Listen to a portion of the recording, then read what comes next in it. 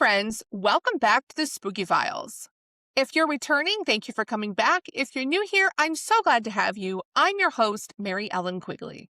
This is where we dive into the paranormal, the unexplained, the I swear I saw something moments that we all have, and now have a place to talk about them. Today's episode is not about something you see, but something you feel. That sudden drop in your stomach, that feeling of your chest getting tight.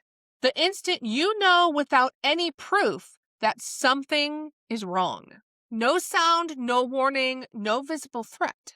Just a feeling you can't explain and you can't ignore. Today's episode is called When Your Gut Knows Something is Wrong. These are stories where there was nothing obvious that was wrong, but the people somehow knew that there was. And every single person who shared a story walked away because they listened to their gut. So grab a cup of coffee and let's get into it. The first story is called I Left Without a Word, and this person is someone who wishes to remain anonymous. They write, "Hi, Mary. This happened when I was in my mid-20s. I went to a small house party with a group of friends. It wasn't anything crazy, just the usual music, drinks, and mostly people I knew. The house was warm and a little crowded, but it was normal for the type of house parties that me and my friends threw. I remember standing in the kitchen holding my drink, laughing at something my friend said when it hit me. A wave of dread so intense that it was physical.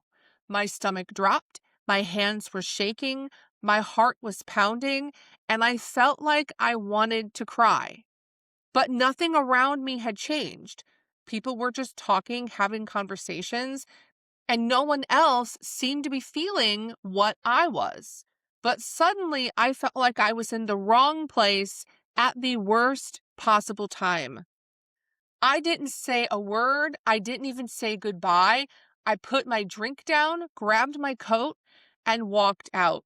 The second I got into my car, I locked my doors and sat there, breathing hard, wiping at my eyes, and trying to figure out what happened.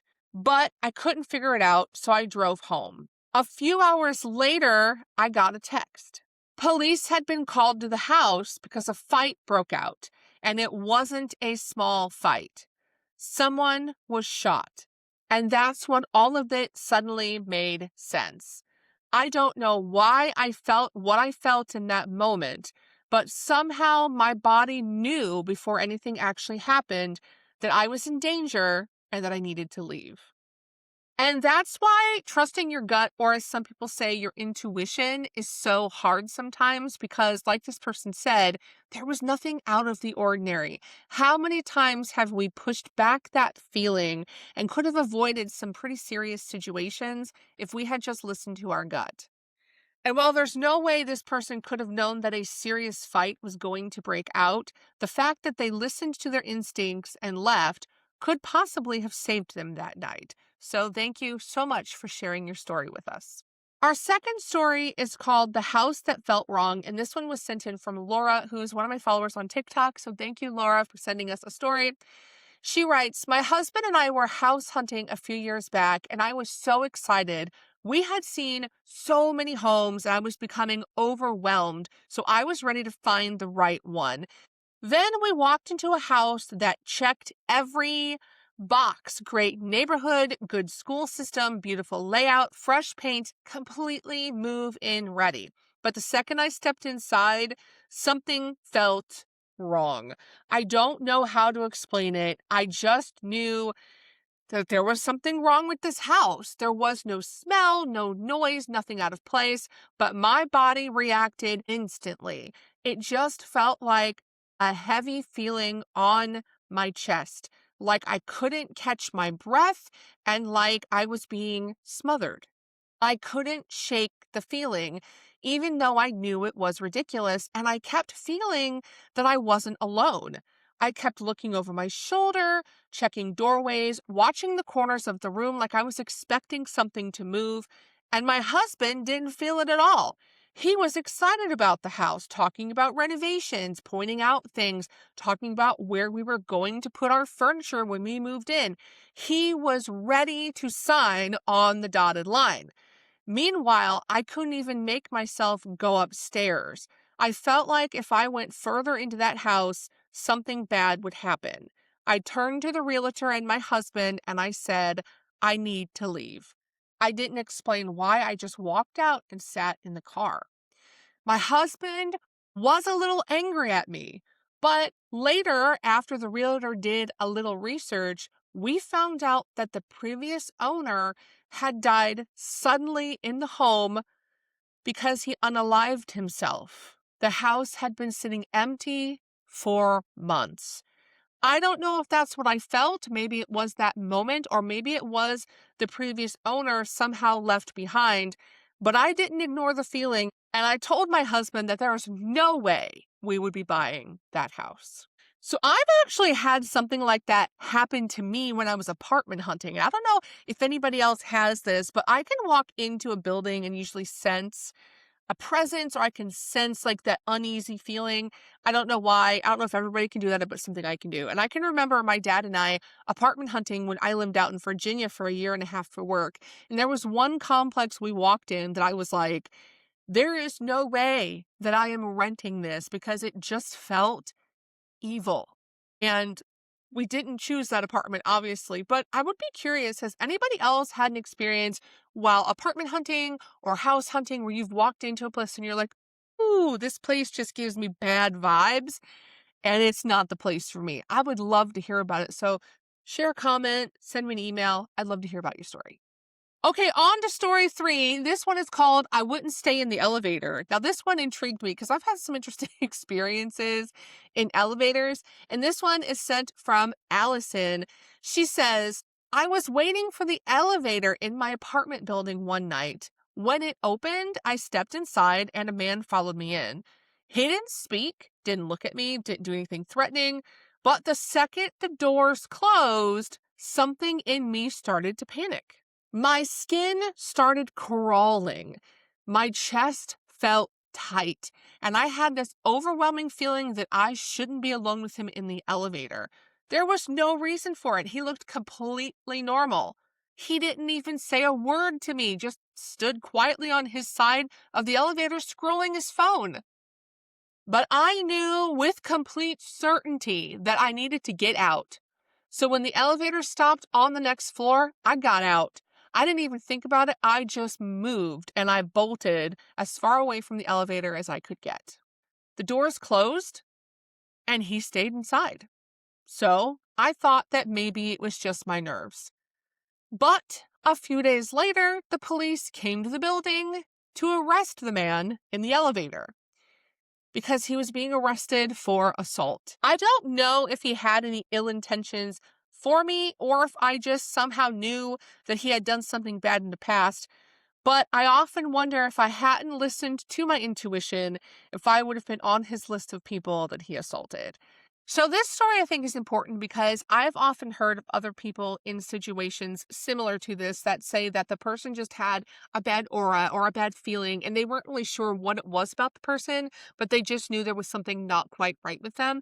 And I think that this is a good example of if you're in that situation and you just start to feel like it's a little bit weird, maybe it's a good idea to listen to that feeling and get as far away.